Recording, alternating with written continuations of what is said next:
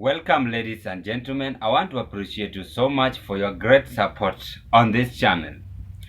I believe that this video is going to find you well wherever you are. Consider to like this video, subscribe to this channel, share this channel, and also drop your opinion at the comment section below after you've watched the video that we are now dropping to you at Zion Kenya TV now. The US ambassadors had calculators. They were well prepared at Bomas, and they calculated the numbers that both Ruto and Raila got in general election 2022 August. This is the message that Rigathi Gachagua told Raila. The US ambassador abused or insultment have brought tension, and many leaders in Kenya Kwanza reacted vigorously to Raila Amolo Odinga. So this is the video on how Rigathi Gachagua responded to Raila after insultment by using the name the Rogue Ambassador. Country, I am known to speak the truth. And you know, many people have a problem with the truth. Many people. And this new Kenya, we are trying to get everybody to accept the truth as it is. The unprovoked and unwarranted attack on the US ambassador to Kenya, Meg Whitman, is as a result of people being allergic to the truth and the reality. Ambassador Meg Whitman and other ambassadors were at Bomas throughout the counting of votes. They had access to the public portal. They had calculators. They are educated, and they have done some bit of mathematics.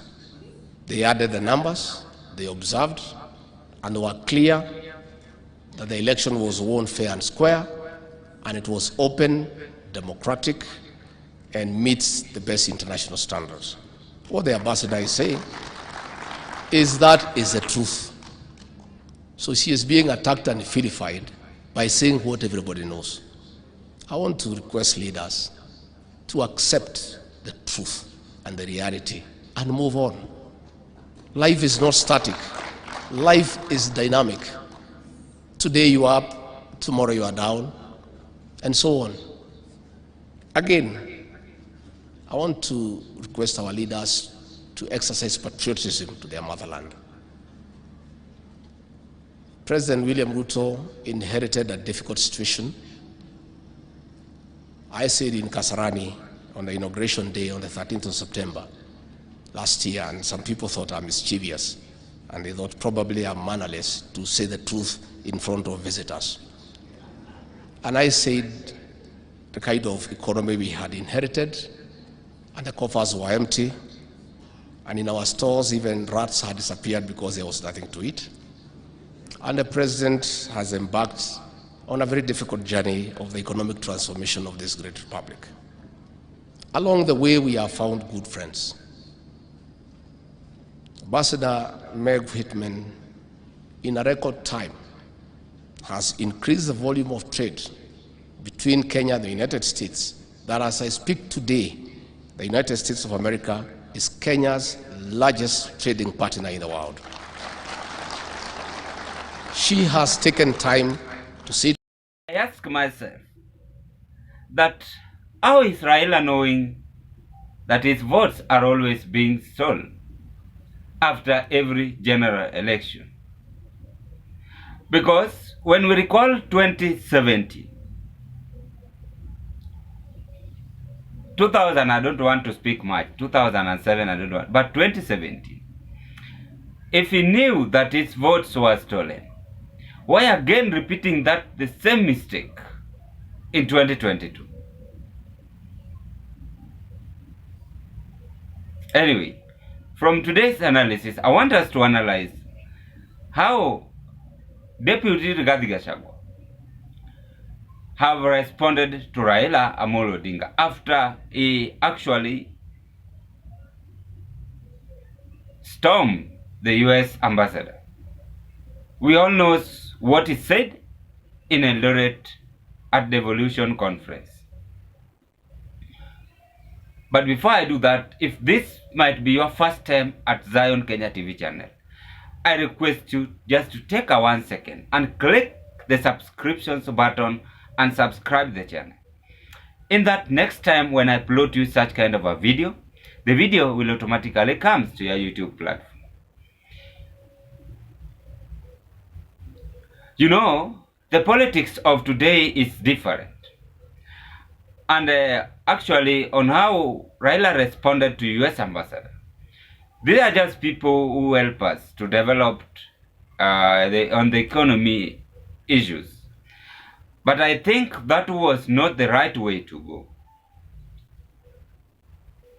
And as we speak, Gladys Wanga met US ambassador. The other people also from Azimio met her. So it means these people are trying to cool the temper in the environment. Let's go straight to that video I've just shown you, ladies and gentlemen, on how Rigathi Gachagua is defending himself. This man, Gachagua, is always trying and claiming himself he speaks the truth. While as the Bible says, speak the truth and the truth will set you free, it is right to defend the US ambassador as a leader. Why do you think Gachagua is defending the US ambassador? One thing that I know is that Kenya Kwanza, let's accept they won the election. I don't want to speak much IBC because Uhuru Kenyatta and Raila were close with the IBC members. The same way William Ruto were close with the IBC members. So it was upon them to decide, and Ruto decided to take that seat.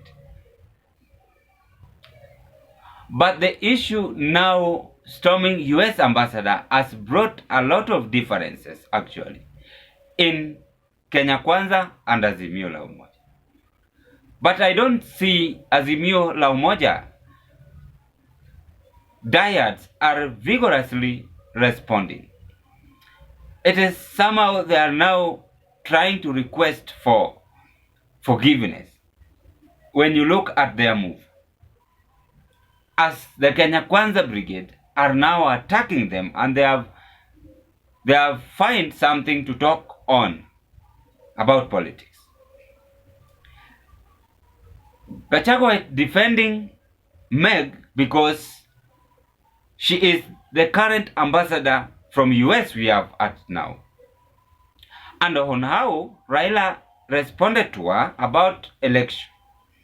One thing that I observed from Raila speaking is that he is still having that pinch on losing the election. That is the reality, and we have to accept that.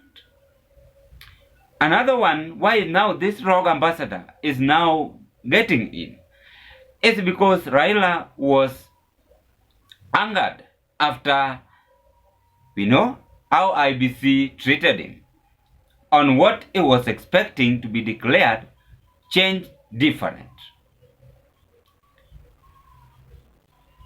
Number 3, the Deputy President Rigathi Gachagua is defending US ambassador because he is the Deputy President and all eyes from US are always set in Africa. So maybe they are afraid that US might cut off some of their contributes to this government.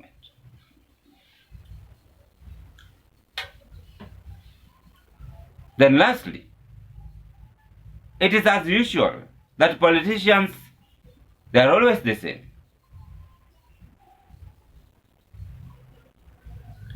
This is also a way of creating politics and enlarging the term rogue ambassador in order to humiliate Raila's name again, if you don't understand what is on the ground. For in that, when 2027, he might try to vie for the presidency, then might lower his self-esteem in the government.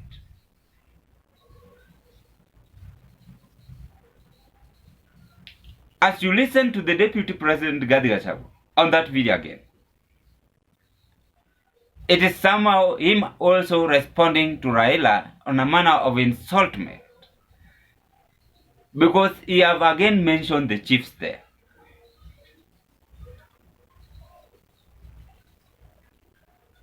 So it is very, very clear that the term that Raila used has brought differences, and politicians are vigorously reacting on that way. I don't know for how long will Raila ask Mrs. Meg forgiveness.